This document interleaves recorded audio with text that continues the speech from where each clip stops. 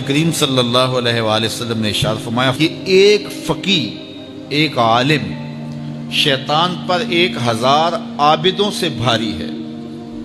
1000 عابد عبادت میں لگے ہوں شیطان کو، ان کی وہ ٹینشن نہیں ہوتی جو ایک عالم کی ٹینشن ہوتی ہے۔ اس لیے وہ ایک طالب علم کو دین سے ہٹانے کے لیے جتنی محنت کرتا ہے، وہ ایک تہجد گزار کو تہجد سے ہٹانے کے لیے وہ محنت نہیں کرتا۔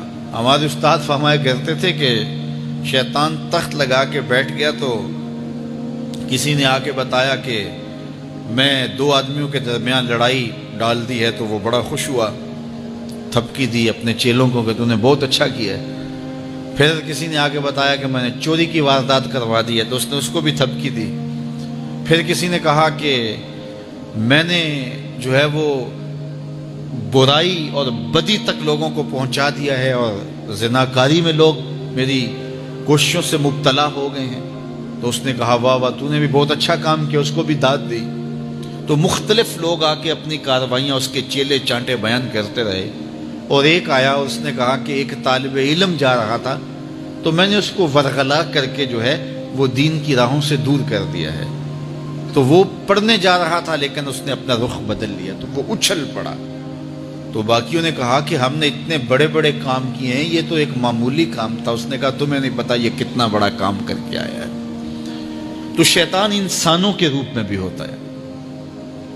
تو بعض اوقات جو علم پڑھنے والے ہوتے ہیں ان طلباء کو شیطان بھی وسوسہ اندازی کرتا ہے، اور بعض لوگ بھی کہتے ہیں جی تمہارا مستقبل کیا ہوگا۔ دینی طلباء کے لیے بڑے مسائل ہوتے ہیں، وہ کہتے ہیں جی تمہارا مستقبل کیا ہوگا۔ مستقبل سمجھا کس کو ہے؟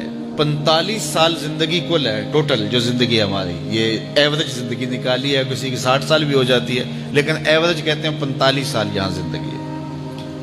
اس میں چوتھا حصہ یا تیسرا حصہ تو سو کے گزرتا ہے نا، 8 گھنٹے بھی دن رات میں سوئیں آپ، تو 45 سال زندگی میں سے 15 سال نکل گئے، باقی 30 سال رہ گئے زندگی کے۔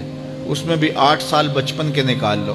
وہ میرے ایک دوست نے بڑا حساب لگا کے نا، تو وہ کہتا ہے 16 سال بچتے ہیں ٹوٹل۔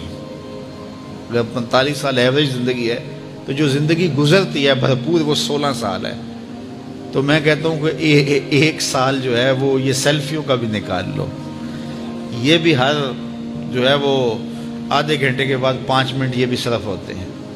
تو 15 سال 16 سال ٹوٹل زندگی ہے، اس کو مستقبل سمجھا جاتا ہے۔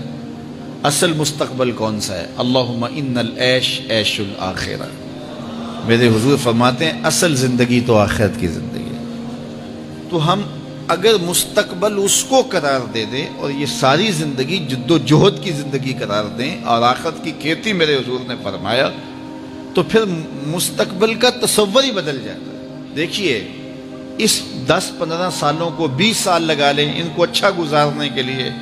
ایک انجینئر ہے، ایک ڈاکٹر ہے، اور مختلف علوم و فنون کا حاصل کرنے والا ایک بزنس مین ہے، کتنی محنت کرتا ہے۔ جوانی جیسے حسین لمحے وہ دن رات ایک کر کے گزار دیتا ہے۔ عزیزوں کی شادی قریب ہے لیکن وہ نئی شادی پہ پہنچا جی، بس وہ اس کا بڑا حساس معاملہ ہے تعلیم کا، تو اس نے خوشیاں چھوڑ دیں، عیدیں چھوڑ دیں، گھر سے دور رہا، کیوں جی میرا مستقبل سنور جائے۔ اپنے کیریئر کو بنانے کے لیے، اپنے کاروبار کو کھڑا کرنے کے لیے کس کس محنت کے اندر اس نے صرف کیے، اور مستقبل کتنا ہے، اور وہ بھی آرام سے نہیں پھر بیٹھ جانا، اس محنت کے بعد پھر اس مستقبل کے اندر بھی محنت مسلسل باقی رہے گی۔ لیکن وہ جو زندگی ہے جو حقیقی مستقبل ہے اس میں عمل نہیں ہے، حتیٰ کہ اس میں نمازیں بھی نہیں ہیں۔